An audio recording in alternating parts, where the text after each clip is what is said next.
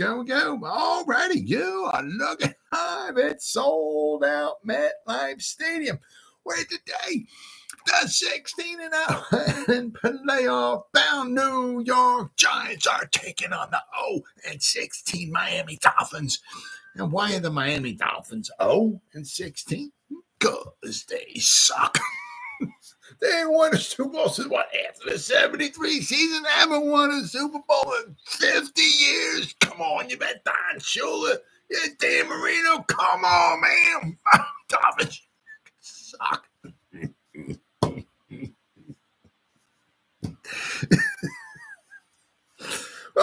the gridiron. Anybody out there at all that's going to spend a little bit of time with me here this evening, I greatly appreciate it. Thank you. For anybody who's going to spend time watching the replays, once again, thank you so much from the bottom of my heart. It means the world to me. Thank you. I'm trying to go about 30 minutes here tonight. Shoot my mouth off for about 30 minutes. Anybody got anything to say, please feel free to fire away. Throw it in the chat box. Usually try to check on the chat box like, every 5 or 10 minutes or so. So as soon as I see something in there, I try to respond to it as fast as I can. So please feel free. Fire away with the comments. But seriously, also, instead of me just rambling on for half an hour, 45 minutes, or whatever it might want to be, it's just nice to talk to another Giant fan. Before we get started, if anybody wants to help support my channel, it would mean the absolute world to me. The description box below, the very top link in the description box takes you to my membership page. I got 3 different membership levels. The first one's called the Saquon. Second one's called the Lawrence Taylor. And the third membership level I got, it's called the Gridiron. Each one has their own little perks to them. So if you want to help support my channel out, it would mean so much to me, and I thank you in advance. Thank you. If you are subscribed to my channel, once again, thank you. I can use all the support I can get, guys. But if not, please go down below, hit the subscribe button, hit that bell icon. That way, next time I go live or if I put a video out, you'll be notified. And it's free of charge. What do you got to lose, right? But if you are subscribed to my channel, thank you.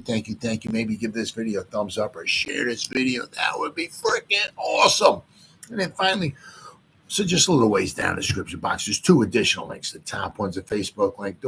I'll go over that in just a second. One underneath it. All right. It's a Twitter link. It's a Twitter link. It's always been Twitter. It'll always be Twitter. I'm one of them old-time farts. Can't stand change. Get off my lawn. Type old-time farts, right? Get off my lawn. Get off my weeds, right? I mean, it's Twitter. Come on, man. Whatever letter of the alphabet Elon Musk wants me to call it, that's on you, bro. I'm not calling it that. I'm calling it Twitter. You know why? Because it's Twitter. Follow me on Twitter. I'll follow you back. That's an absolute promise. I try to put Giants-related stuff in my Twitter account every day. And finally, the link on top of it takes you to my Facebook group. It's called the New York Giants, the Gridiron. It's my Facebook group. It's doing simply marvelous, might I add. Basically, we have over 8,500 members in the group. Basically, if I'm alive and breathing and if I have internet access, I just clicked on. We have over 86. It's growing by the second. We have over 8,600 members in the group. Gotta love it, baby. Gotta love it. Basically, if I'm alive and breathing and if I have internet access, I'm putting stuff in this group darn near 365. And not only do I put stuff in this group, but the members post stuff in this group as well, too. So between me and the members, there's a ton of New York Giants information going in this group every day. 365. No kid. I wouldn't lie to you. It's called the New York Giants, the Gridiron. It's my Facebook group. Please join it. You won't be dissatisfied. I promise. Yeah, 8,600. All right. We were at 8,500 for I don't know, maybe about a week or so. We just hit 86. Cool. The thing is with the Facebook group and all, it just, in the off season, it's obviously, there's maybe not always as much excitement in the football. Obviously the basketball just got done wrapping up. Some people in the hockey. There's the Euros and soccer going on. Obviously, a lot of people like baseball or golf. Some people just taking vacations or going fishing or whatever. There's not always a lot of, pandemonium going over football. And the other thing is also, I did notice that too, like with the Facebook group, is that, 2 years ago in 2022, when the Giants started the season, what was it, 5-1? They went to the playoffs, won a playoff game. Oh my God, what's going on? Giants, cool, yeah, hey, So I did notice the amount of members in the group was growing rather rapidly, when the Giants are doing good. But then like last season when they started the season, 1-37 or something like that. I mean, it wasn't very, very good. I noticed that there wasn't that much pandemonium going over the group. I mean, I the people in the group now, I always see the same people with the comments, and the remote, thumbs up and stuff like that. So you got your diehards, but as far as like a lot of people joining the group and all that. I mean, in the off season, and especially if the Giants aren't doing too well, the membership doesn't grow that well. But 8,600, not too bad, not too bad. I'm kind of hoping by the end of the season we should be over 10,000 people in the group. That's just doing great, just chugging along. All right, guys. Well, speaking of chugging along, I saw this article here. I mean, a few different things, interesting things going on here. But this one, I saw this. It was a couple of days ago. And it was just a little something showing about the Giants, why the Giants' defense will look different. Because they obviously got a new scheme, and it will be and dangerous pass rush. Now, I mean, for I don't know. You gotta forgive me. I can't remember exactly, but I mean, little cameo roles here and there and stuff because Leonard Williams maybe got a little dinged up. Azeez Ojulari was always seemed to be dinged up. But I mean, there was a period of time where we had Kayvon Thibodeau, Leonard Williams, Dexter Lawrence, and Azeez Ojulari. So we had a nice foursome there. But I said between the little guys getting injured, then obviously Leo got traded, and sometimes Azeez would really look good. Then of course, he would get injured and he would miss the time and blah blah blah blah blah. So, but we did have, Wink had, did have himself a nice foursome there. Didn't have a ton of depth behind that foursome, but we had a nice foursome. We're going to be interested to see who's going to be the one lining up next to Sexy in the on the front wall there. Who's going to make it? You saw like Hard Knocks. Shane Bowen was also bringing up possibly maybe the Boogeyman, Boogie Basham, right? Possibly maybe. Being able to be in the front. He was also talking maybe Ryder Anderson with his length. This tall guy, he got a nice length. And he did put on some weight, right? Quite possibly maybe he might be able to, right, get into the front wall of the Giants. We'll have to wait and see. At the end, they rotate him in a lot. Obviously every now and then Sexy Dexy, he can't play 100% of the snaps either. So he's who's going to take his spot? So we'll have to wait and see. But the Giants should have obviously should, as long as everybody stays relatively healthy, we should have a nice pass rush here. And it says here it's a new defensive era in East Rutherford, New Jersey. After defensive coordinator Wink Martindale, more on him in a little bit, and the New York Giants parted ways, the team hired Shane Bowen as its new top defensive mind. Bowen arrived in New York after 3 seasons as the Tennessee Titans defensive coordinator.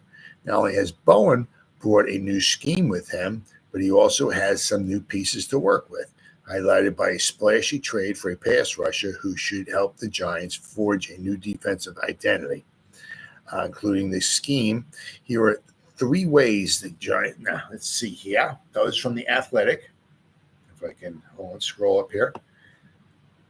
Charlotte Carroll.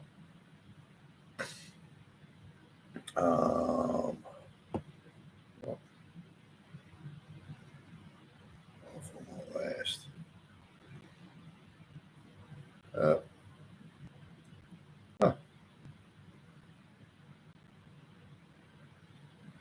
Interesting. I just lost the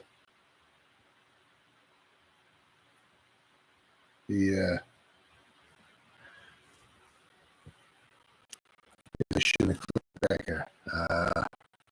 Now Giants defense different. Let's see if I can be popping back up again. News. Nope. Wow. Looks like I lost it.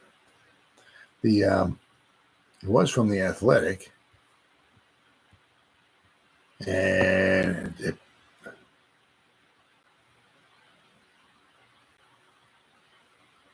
let's see. Let's see if maybe I can pop that. Let's see. Athletic. Let's see if the story will pop up. Oh, okay, here we go. 3 ways. It's from the New York Times, but it's from The Athletic. So I don't know. Let me see if I can allow me to scroll down here. Okay, no. Well, looks like I can. Okay. I'm going to screw things up here. All right. The scheme, obviously, heavy blitzing with Wink. The new scheme will be a more varied approach. Now, during the Wink Martindale tenure, the Giants largely lived and died by the blitz. Randy's here. All right, Brady. What's up, brother? What's going on, pal? Last season, the Giants blitzed 46.4% of the opponent's dropbacks. Wow. Second highest in the league to Minnesota. Minnesota was almost 50%. While conceding 23.9 points per game, which is 7th worst in the league. But once again, we got to have some context to it, right? We have no offense, right? When your offense is 1-2-3 punt, your defense keeps going on the field. After a while, the defense gets a little tired, okay, and they start giving up points.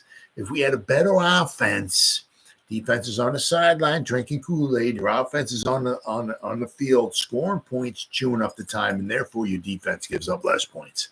So you can't just say the defense was absolutely horrible or anything like that, because when you have no offense, it really puts a lot of pressure on the defense. Okay. Let's see. The Giants paced the league in 2022 by blitzing 44.8% of opponents' dropbacks. Meanwhile, Bowen's Titans defense ranked 31st with 16.2%, 30th at 15.7%, and 24th at 20.4% in blitz rates from 2021 to 2023. I think last season it was at the 2024. Right? So basically blitz like less than half of what went there. But if you go back to 2021, he only 16% of the time, which was 31st. I mean, there was only one team that blitzed less than him in Tennessee in 2021. Martindale's heavy blitzing was often accompanied by a heavy use of man coverage. Well, you kind of gotta. I mean, you don't necessarily have to. But, I mean, if you're sending 4 guys and you're blitzing like another, 2 guys, just whatever with them, if you're sending 6 guys, 5 guys, what are you going to have, a zone coverage with 5 guys? Yeah. Whew. There's going to be some holes there in that zone coverage. Let's see. The Giants ranked 2nd in man coverage snaps last season, 38.7%, while the Titans were 20th at 21.3%. So, I mean, the Titans close to almost half the amount of fewer snaps, right? The Giants ran man 38, almost 39% of the time. Titans 21%. So while Bowen and Martindale both operate out of a base 3-4 defense, there aren't many similarities between them. Martindale loved plotting exotic blitzes and confusing opponents with an aggressive attack that could seemingly come at you from anywhere. And it seemingly did. It's hard to argue with that. Bowen's defense won't be nearly as exotic and will be far more reliant on the front 4 to generate pressure. That's why it really, really helped with the Burns deal. Really helped. Let's see. They just said, and I said to him, that's why the offseason trade for Brian Burns, more on this later, makes so much sense. Burns' fellow outside linebacker Kayvon Thibodeau and game-wrecking defensive lineman Dexter Lawrence will be those largely tasked with pressuring quarterbacks. With that in mind, there are 2 position groups who have already been working together this spring in an effort to be better coordinate their talents. And also, it's nice because now you got the Godfather Patterson in there, putting his 2 cents word in, helping out the defensive, the edge rushers as well too. Because prior to that, with Wink Martindale, he was just basically, in charge of like the defensive lineman. Right? So now he's I can't say how much input he has with the edge rushers or the outside linebackers, however you want to, terminology, right? But he's able to say something, so that's good. If you go back and look at my time in Tennessee, it's been a lot of front pressure, Bowen said. Like the front four have been coordinated with their rush lanes, working together, finding ways to affect the quarterback, and then being able to use that to be multiple on the back end, right? Where you're not delegating a piece up front. My history has been, if we've got four guys that can rush, we are going to let them go rush. That's not to say Bowen won't dial up some pressure. For him, it's about delegating resources. It's a matter of how good the back end can play with fewer resources or how good the rush is with less. Though his tactics will be somewhat new for Giant fans, at least compared to what they've seen over the past couple of years, they've already become the norm inside the locker room. New is over, Bowen said. I told the guys last week, I don't want to hear new no more. It's not new anymore. We are still figuring it out, and we're learning every single day. And it's been great working this spring, seeing the things. But the Giants defense is going to continue to evolve based on our personnel and what our guys do best. The outside linebackers. Now, with Wink Martindale, it was inconsistent, and they had some injuries. These were the outside linebackers. Nowadays, with Bowen, one of the best young tandems in the NFL, and they put a question mark. I could see it with Burns and Kayvon. Oh, yeah, I can see that. Biggest move of the Giants offseason, obviously, was the trade with the Carolina Panthers. More on that in a little bit. To acquire a 26-year-old two-time Pro Bowler who brings 5 seasons of experience and has 46 career sacks at Giants locker room. He joins a position room that is young and has struggled with inconsistency. Kayvon Thibodeau, the number 5 overall pick in 2022 NFL draft, is due for a bigger breakout in his third year and is taking a major jump from 4 sacks his rookie season to 11.5 last year. Azeez Ojulari, meanwhile, has struggled with injuries, missing 16 games over the past 2 years. So basically, in the past 2 years, he's missed a grand total of maybe almost a whole season. It's just a shame. But then again, if he did not have his injury history coming out of college, he'd been a first-round pick. Straight up, first-round pick. So he wouldn't have made it to the Giants in the second round. The only reason why the Giants got him in the second round because of his injuries, and it's popping up. It's biting not only him but the Giants straight in the age, if you know what I mean. Right? When healthy, I don't know if he'll ever be healthy. I mean, he did not look like himself at all last season. When healthy, if ever healthy ever again, there's no question. Azeez has got the dodge, dive, dip, duck, and dodge. He's got the 5 Ds of dodgeball going for him, especially the duck, right? The duck and the dip and all. He can bend the corner, no doubt about it. It just really wasn't that obvious last season. I mean, I'm not sure if the injuries have been taking a toll on him or exactly what, but we'll have to wait and see. Maybe with the the less reps, right? He'll keep his body a little bit better conditioned. Maybe he'll be more productive in the snaps that he is on the field if he can stay healthy once again. We'll have to wait and see. Let's see. He also wasn't very productive when he did play last season. He had 2.5 sacks in 11 games. So basically, like 1 out of every 5 games, he had a sack.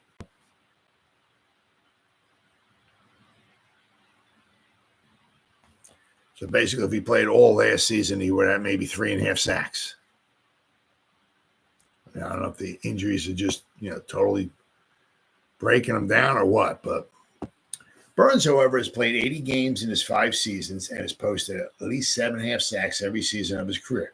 He'll pair with Thibodeau to form one of the most dangerous young pass rush duos in the NFL. The two have already been spending a lot of time together to get a better sense of each other, and Burns has likened the situation to his own third year in the league when veteran Hassan Reddick arrived in Carolina. Burns learned from Reddick and competing to one-up the veteran helped him hone his craft and his competitive nature. Burns thinks the sky's the limit for the Giants' pass rush. I mean, the one thing is it's excuse me. It's always the way it is. It's like if you got one guy who's dynamic, well, you can slide the protection that way, right? Keep a running back in, maybe give a little chip on him, or whatever you can do, right? But if you got two guys,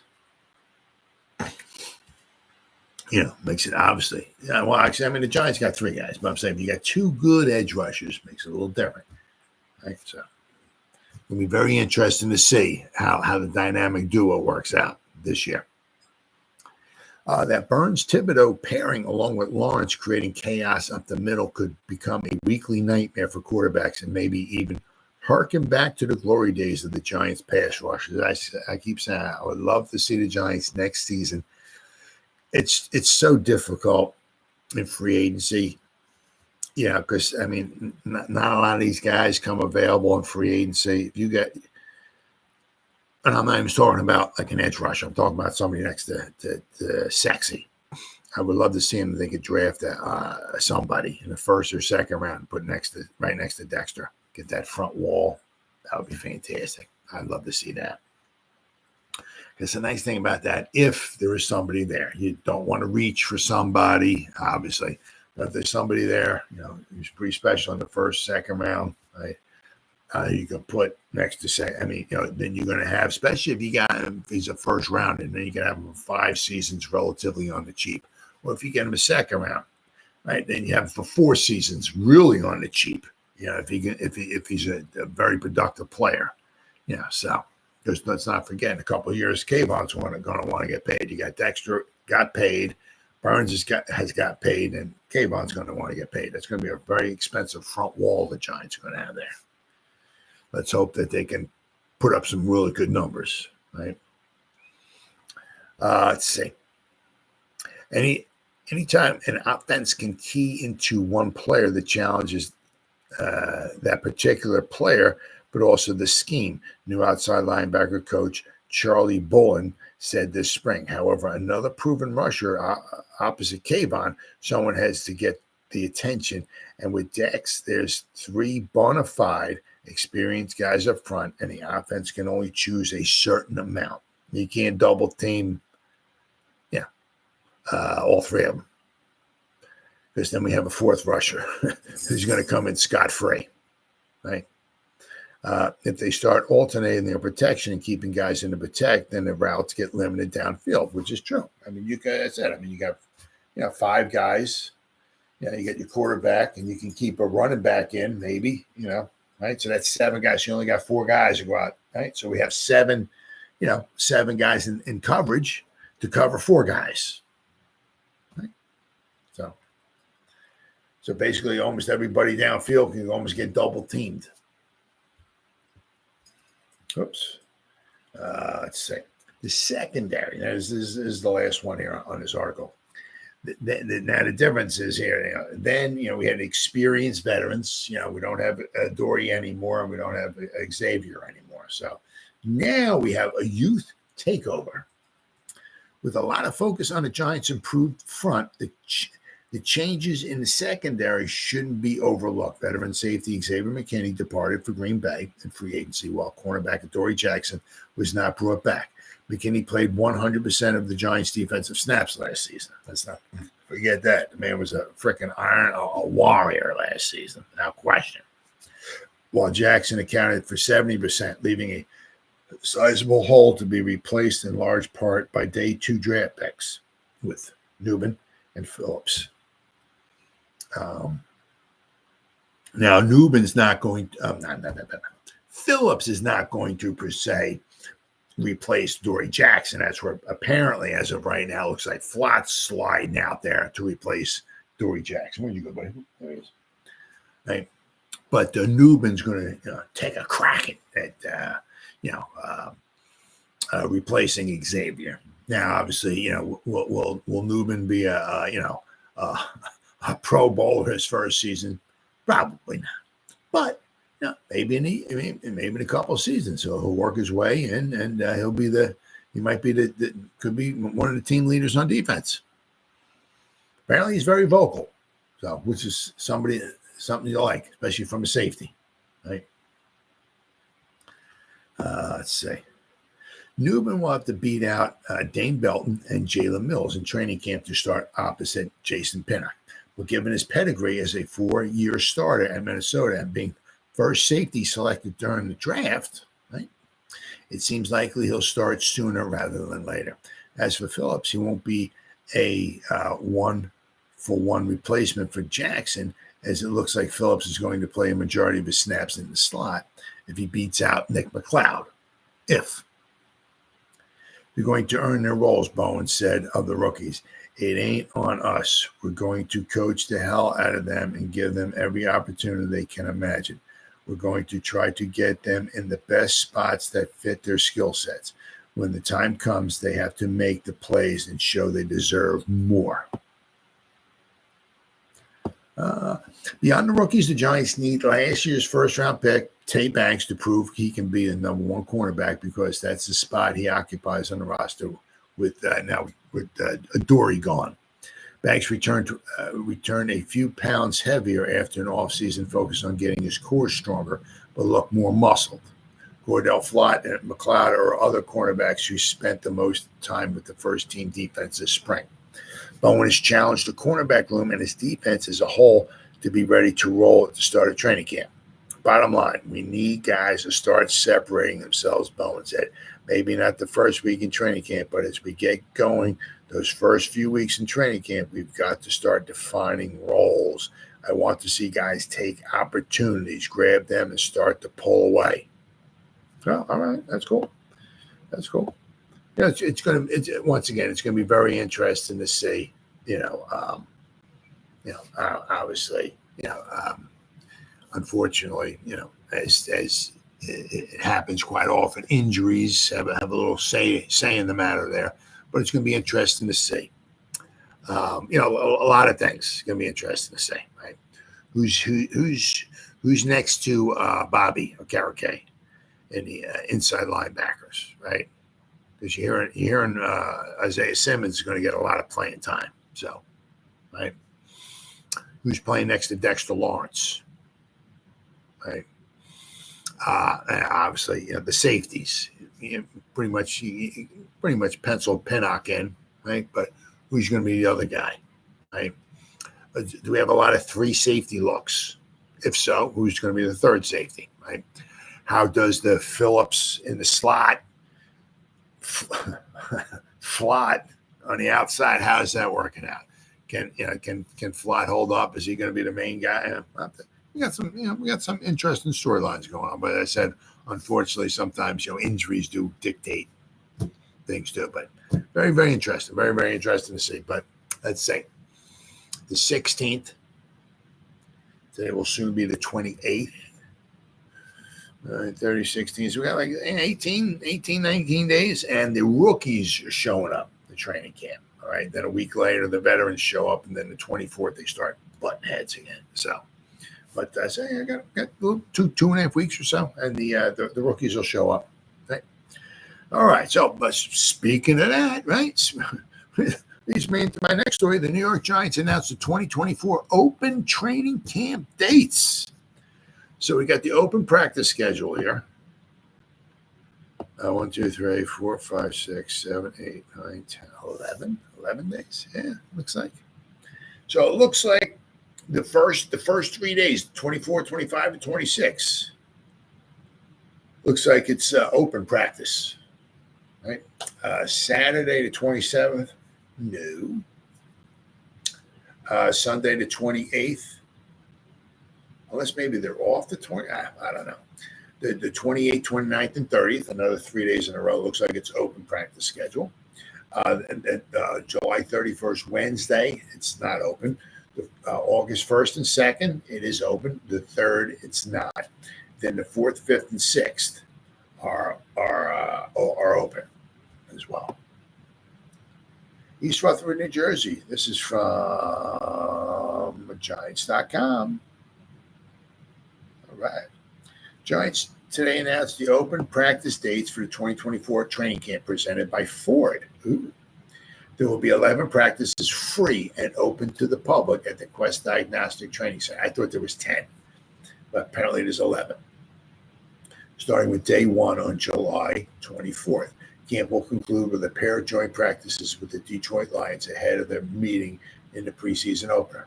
Giants training camp will feature current player autographs, meet and greet opportunities with Giants legends, a Junior Giants Kid Zone presented by Ford, daily giveaways, and various sponsor activations. Activations. Okay. Admission to practices is free, but fans must reserve a ticket to enter. Giants season ticket members will have exclusive early access to claim training camp tickets starting at 2 p.m. on Tuesday, July 9th. The general public will be able to reserve tickets starting at 2 p.m. on Thursday, July 11th. Tickets will be available at Giants.com. Giants training camp presented by Ford will be the first time the public gets an in-person look at the 2024 Giants team. The Giants recently launched their 100th season celebration with the unveiling of their commemorative logo, the century red uniforms, and a full slate of activations to honor this historic milestone. Giants opened their preseason at MetLife by hosting the Lions on Thursday, August 8th, and then traveled to Houston to face the Texans on August 17th, and they wrap up the preseason against the Jets, as they always do, on August 24th. Giants social and digital media platforms are the go-to destinations for fans for behind-the-scenes content in addition to daily highlights, interviews, and photos. Let's see. So once again, now these are all scheduled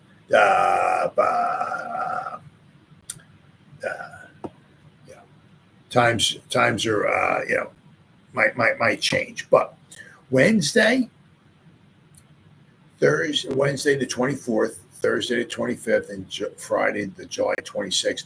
It all starts at 8:30 in the morning. Open training camps. Then you have Saturday the 28th is a Sunday. July 28th is same thing. Is Sunday, July 28th, Monday, July 29th, and Tuesday the 30th is all 8:30. Basically, it's all 8:30. Thursday, August 1st, Friday, August 2nd is 8:30 in the morning. It's all 8:30. Sunday, August 4th, Monday, August 5th, Tuesday, August 6th, once again, is all 8:30 in the morning. However, interesting thing is the joint practice with the Lions, the two joint practices with the Lions, which is going to be really freaking cool. Monday, August 5th, and Tuesday, August 6th. So it starts at 8:30 in the morning, and those the 5th and the 6th, those are the two joint practices with the Lions. So that ought to be pretty good. You have a really good quality opponent coming in, right? And should be cool. Should be really, really cool. You like those joint practice because you can obviously, I'm sure tempers are going to flare a little bit, but they can script them however they want. They work things. Obviously, you're not touching the quarterback and stuff like that, but you can get a good quality workout in, especially once again against a very well coached opponent. Right, so that really should be good. And then, of course, we're going to be playing these guys. So, absolutely, I hope we keep this stuff up. That doesn't obviously have to be the Lions every year, but I hope we keep it up with these joint practices. Or, you want to go up against other guys. Beating up on your own guys day in and day out gets a little old. So it's always good to go up against another team. But going up against the Lions, ain't nothing wrong with that, baby. Absolutely not. Then I saw this. This is pretty. It is kind of interesting. This is from Sports Not. I guess it is, right? Andrew Bullet Russ. I guess it is. Did the Carolina Panthers botch the Brian Burns trade negotiations with the Giants? I saw this. It was kind of like I thought. Because they were talking about, and we're gonna go over this too. It's like it's kind of like a little bit of head scratcher when the deal or the terms of the deal and all came out, because it's like, when you realize that, the Rams offered him 2 first-round picks, and said no, right? And then the Giants come along and offer him a 2nd and a 5th, and they said, yeah. It's like, yeah? And even on Hard Knocks, right? You see Shane talking to Daboll. They said, well, it's Brian Burns. It's probably going to cost us like 2 seconds, and then we're going to have to pay him $29 million, a season. That's the only one thing I don't. I have that's just a hard time when you got to dish out some good. This guy better be when you want to do this, whoever you get bringing in better be a difference maker. Let me tell you, effing what, right? Because the thing I hate is when you're dishing away good draft capital and you got to pay the guy. But once again, for a position like edge rusher, these guys just don't become available, right? You don't see, a Bosa, Kayvon. You don't see these guys hitting the open market, right? So that was the only thing it's like, man, we got to pay, you got to dish out some good draft cap, and we got to pay this guy too. So, but I think for a 2nd round pick, I think basically 2nd round and 5th. For a 2nd round pick, yeah. Right. Especially, basically, I think it was the 2nd round pick we lost for Leonard Williams. So basically, we traded Leonard Williams for Brian Burns, basically. So works for me. But the Giants had a hectic offseason. In the same week, General Manager Joe Schoen saw star running back Saquon Barkley sign with the Beagles. But he did conduct a blockbuster trade to land Brian Burns from the Panthers. In doing so, the Giants parted with a 2nd round pick, a 5th round pick, and then a swap of 5th round selections. They also handed Burns a fresh contract worth $141 million over 5 years. The contract is what it is, as the market rate for a 2-time Pro Bowl edge rusher who's still just 26 years old. But now there's a sense that the Panthers could have got a much better haul from the Giants. Yeah, quite possibly. Next month's Hard Knocks, which focuses on the Giants offseason, will include more detail. But for now, we have a trailer that previews what's to come. Buried within this reveal was a juicy tidbit about the Giants' trade negotiations with Burns with Carolina, about how New York's management felt he would cost a lot more via trade than they ended up paying. Now, this is Joe Schoen. What about Brian Burns? I believe this is what he was talking to Daboll with this. He said, what about Brian Burns? Have you looked at Brian Burns? We would have to trade like 2 2s and then have to pay him $28 to $29 million, Joe Schoen told Daboll. What? That wasn't 2 2s. Was it 2 2s, a 5th, and they swapped the 5th. Schoen's view of the situation was seemingly accurate, as the Panthers previously rejected multiple trade offers for their young pass rusher. Some offers even included multiple first-round picks. And I click on the link, and it takes me, the Los Angeles Rams reportedly offered 2 first-round picks for Brian Burns. Now, this was I think it was maybe before the 2023 season or something like that. The thing was, at the time when they offered I don't know if this had anything to do with it. I don't know.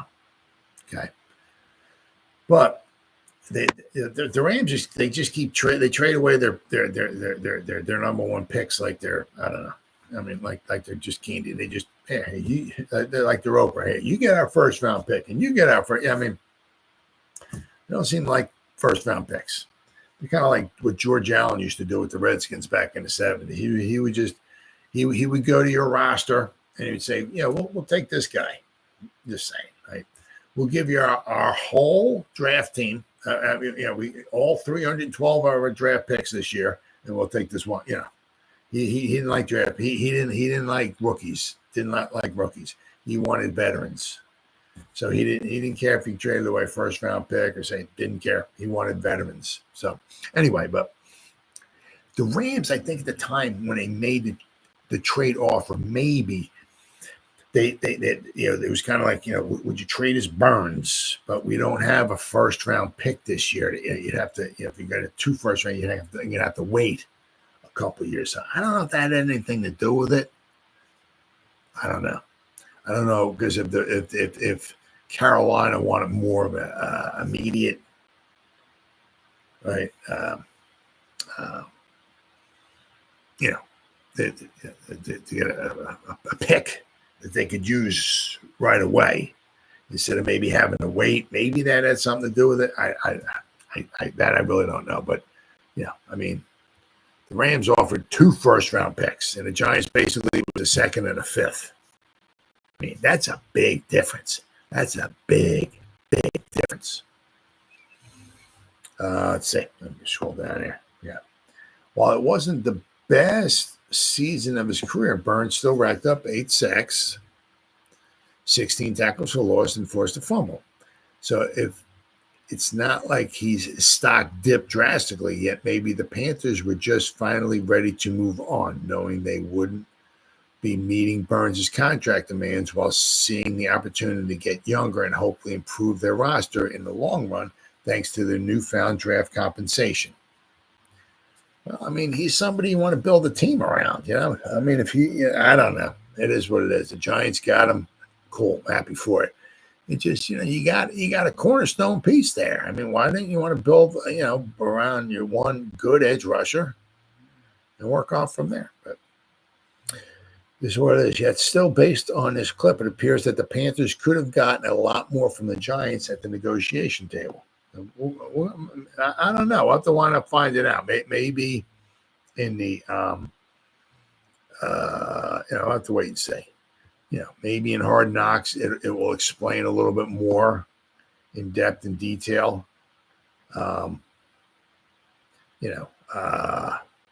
Exactly. Maybe what they could have gotten. But, But the one thing that was for sure was that it was just kind of odd, that the Rams offered 2 first-round picks and they said no. Right, and now they took a second and a fifth from the Giants. Hopefully, it works out for them. Obviously, they're going to save themselves some money because now they don't have to pay them almost $30 million a year. And they got themselves a second-round pick and a fifth-round pick.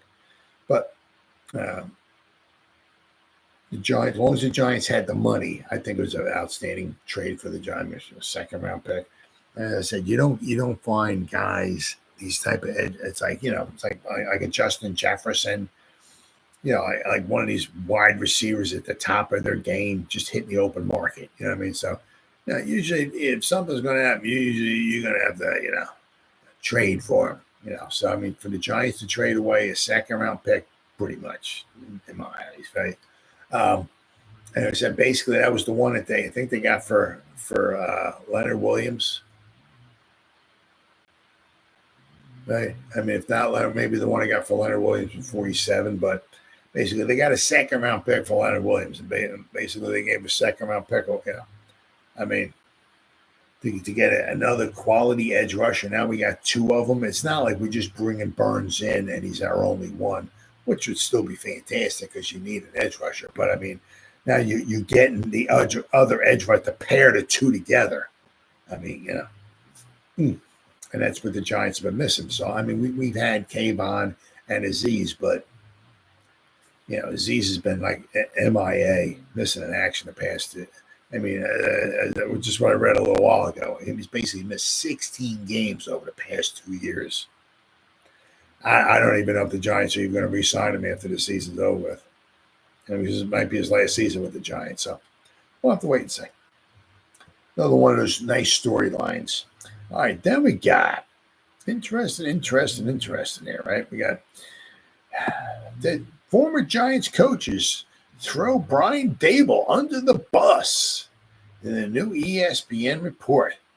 Coach Daboll isn't going to be happy to see this. Throw him under the bus. We thought all the offseason drama between the Giants and Brian Daboll and his former staff members was dead and buried. Apparently not. As most of you remember, the 2023 campaign was a mess for Big Blue, both on and off the field. Reports came throughout the campaign regarding major issues between Daboll and his assistants, most notably, obviously, Wink Martindale. However, the beef wasn't limited there, with other coaches who were either fired or took jobs elsewhere didn't like working for the Giants' head man. Let's see. Per Jordan Renan sources, Martindale, Kafka, and others did not like working under Daboll last season. Well, I mean, obviously, I'm sure he was, obviously, not super spectacular to work for, but he's a passionate guy and he likes to win. You don't win, he's not a happy man. Last time, once again, we're talking 50, 60 years difference too. But Vince Lombardi was not a happy man either. And after a loss, so let's see. Jordan Renan added that former coaches felt like there was way too much finger pointing going on, and Daboll wasn't taking accountability for his failures. It was more of him trying to find someone else to put the blame on. Of course, Martindale ended up cursing out Daboll, and he resigned from his position shortly afterward. The relationship between Wink and Daboll was beyond repair. Martindale has since taken over. Obviously, he's at Michigan. Kafka is still in town, earning a promotion. However, he had multiple head coaching interviews, so we're going to have to wait and see how that works out after the season if he continues to get his head coaching opportunities. This is a crucial year for Daboll, who fired offensive line coach Bobby Johnson. Thank God.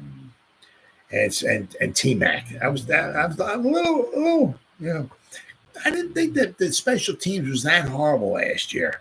I mean, one of the issues we had toward the end of the season, obviously, we had, with the kickers, Graham Gano was injured. I get that. But I didn't think the special teams did that horrible of a job last season, toward the end of the season. I thought it was doing pretty good, especially with the punting unit, right? But it is what it is.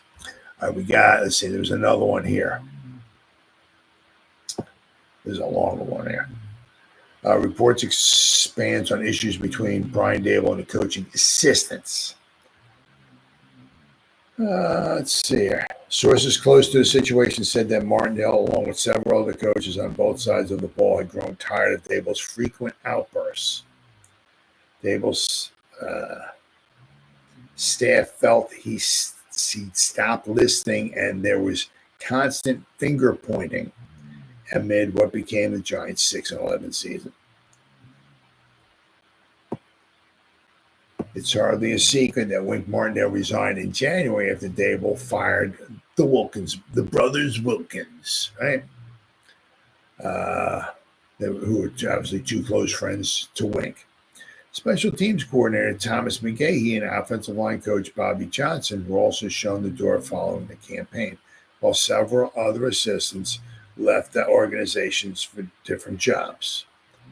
We were all trying to get out of there, one non-defensive coach told the ESPN. A different coach mentioned that Daboll's alleged madman demeanor on game days made it hard to think. Now, obviously, when General Manager Joe Schoen began listening to communications between coaches via a headset beginning in Week 11, a non-defensive coach told Renan that Dave's demeanor was totally different when it was known that Shane was monitoring the situation. So, while Martindale is obviously no longer with the Giants, building the franchise blocked Seattle Seahawks from interviewing Kafka regarding Seattle's offensive coordinator job before New York elevated him to the role of assistant head coach. However, Daboll seemingly has replaced Kafka as the club's primary offensive play caller. It was almost like a makeup present, one NFL executive said about Kafka's promotion, coming with reduced in-game responsibilities. Dane Dugan of The Athletic noted earlier this month that Daboll had fewer eruptions during workouts open to the media this spring. So we'll have to wait and see if he can continue that. Logic suggests that Daboll understands that the Giants co-owner John Mara could go in a different direction this coming January if the team endures another losing season. And Bill Belichick remains interested in returning to where he first made his name as an assistant and a defensive coordinator from 1979 through the 1990 campaign. So that's interesting. But, I mean, once again, he's a passionate guy, right? He doesn't take losing lightly. I mean, I'm not saying the guys, I want the guy on the sideline to be just, losing 38-0. That's cool. I'm not going to get upset, I'm not saying I want somebody to be like that, but, the guy's passionate. The guy doesn't want to lose. Puts his heart and soul into it and everything like that. So we'll have to wait and see. Hopefully, maybe he can lighten up a little bit. He actually has literally lightened up a little bit. He's lost a lot of weight. He looks like the new Slim Shady out there. Please stand up. Please stand up. Please stand up. So we'll have to wait and see. But I mean, obviously, you don't want guys wanting to jump ship because they can't work with you. But then again, once again, this is football, right? When things go bad, stuff gets said, and sometimes feelings get hurt. It is what it is. I mean, times have changed. I mean, Coach Parcells couldn't give a rat's rear end if he hurt your feelings.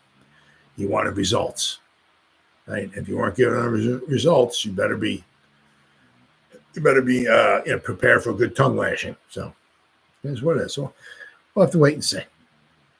And finally, the Giants were representing in North Carolina. Obviously, as Daniel Jones takes the crew down south, right, in these, the wilderness weeks here, right, to go some football around. And that's a nice turnout. They had a pretty good turnout here. Let's see here. Daniel Jones gets summer work in with the teammates. Let's see. Daniel Jones didn't get to participate in any team drills this spring, but he's making sure to connect with his teammates on their own time. Every year, the Giants pass catchers make their way down south, down to North Carolina to work out with the starting quarterback of the Giants. We probably won't get any updates from the workouts outside of possibly some clips that the receivers put on social media, if that. Jones is working his way back, obviously, from his ACL reconstruction surgery. And while he didn't participate in any team drills during the spring workouts, he's expected to be close to full go during training camp. Let's say there's another article here. So, New York Giants had fantastic attendance at North Carolina workout with Daniel Jones. Let's see. Quarterback Daniel Jones is hosting his annual summer workouts in North Carolina, and the list of attendees was impressive. Kind of like that. I think there was 13 guys altogether. Using this time to work on their chemistry, the Giants had several key players show up for the workout retreat at Lake Norman and in the Charlotte area. The list of players includes several big names on the offensive side of the ball. Here's a quick look at all who attended. I don't see. Let's see. Yeah, I mean, like pretty much the top four, the Fab Four showed up. I'm glad to see Bryce Ford Wheaton showed up. So anyway, we have Tommy Chicken Cutlet Parmesan, right? Tommy DeVito, Drew Lock, and Daniel Jones. So basically, Rourke, He didn't show. Once again, I have no idea who, why, whatever. I don't know. But the top 3 quarterbacks showed up. Fantastic. You got to love it, right? Running back, Turbo Miller. Cool, baby. Cool. I don't know why Singletary didn't show up, why Tracy didn't show up, why Gray didn't show up. I have no idea. Right. But Turbo Miller showed up. Way to go, brother. Way to go, pal. Wide receivers, right? We had the Fab 4, had Hyatt, Slayton, Wan'Dale Robinson, and Neighbors. So the top 4 showed up. Hodgins didn't show up. Houston showed up, and Bryce Ford Wheaton showed up. Cool. Right. I'm pulling for Bryce Ford Wheaton. Right. But I'm saying the thing is that, we can only keep so many guys. Sometimes we almost have too much. Like Robinson wasn't there, so we'll have to wait and see. But so they had 1, 2, 3, 4, 5. So they had 6 wide receivers show up. Tight ends were Bellinger, Theo Johnson, and Lawrence Cager. So the top 3 tight ends, pretty much, probably, quite possibly. Well, I mean, because, let's look. Manhurts and Stall, they do make the team. They're blockers, right? And they'll run pass patterns and stuff like that. But pretty much they're not known for their pass catching abilities. They're not going to break a game open with their pass catching abilities. So I can certainly see why they did not want him going down there. But Theo Johnson, Daniel Bellinger, and Lawrence Cage are quite possibly the 3 starting tight ends. Maybe not starting, the 3, shall I say. We word that. Quite possibly the 3 tight ends that will probably make the 53. We're all down there. So that's cool. Very, very cool. And I said, good old Turbo Miller. All right, brother. Let's see.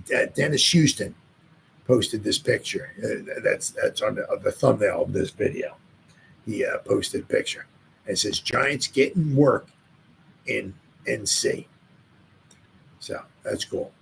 And as I said, Dennis Houston showed up down there. So he may not even make the team. Yeah, he'd be a long shot to make the team, but good thing he showed. That's good for him, man. Good for him. These workouts are big for building chemistry, and it's especially encouraging that the Giants had Neighbors and Johnson there to work alongside several other starters. Absolutely. Our two rookie receivers, Neighbors and Theo Johnson. Absolutely. And Turbo, we got him in there. I mean, shame Tracy wasn't there. Don't know why, but it is what it is. But Turbo Miller got in there. Cool. Fantastic. Giants rookies are set to report to training camp on July 16, with the veterans set to report on July. I thought it was July 23rd. The veterans showed July. I mean, once again, I certainly could be wrong. But anyway, the rookies will be there on the 16th. As I said, it's soon to be the 28th. So we got like 18 days, and the rookies are going to be showing. It's like 2.5 weeks, and the rookies are showing up. So I mean, stuff's going to be here before you know it. I said, then a week later, that's when the veterans show up, and it's on. But it's pretty cool. So there's 11, and it's all at 8:30 in the morning. So there's 11 practices that are open to the public. It's free. You just have to, I think it was giants.com/training camp or something like that. I think it said in the one ad. So, I mean, it's free. If you're a season ticket holder, you get first dibs at it, right? Then like the next day or 2 days later, that's when it's the rest of the seats or whatever are open up to the public. So I get pretty much on a first come, first serve basis. I don't know if there's only, there's say 500 seats available and that's it. Once all 500 are sold, that's it. I don't know. I've never gone there. I mean, it certainly looks interesting, but I have a lot of things to do. As I said, maybe sometime I'll take it. I want to take a trip there, but as of right now. But that pretty much wraps up that. So been 59 minutes. Whoever spent any time listening to me live, thank you. If anybody's going to spend any time at all watching the replays, once again, thank you so much for Bob Markley as well. And as always, you guys stay safe out there and go Giants. Woo!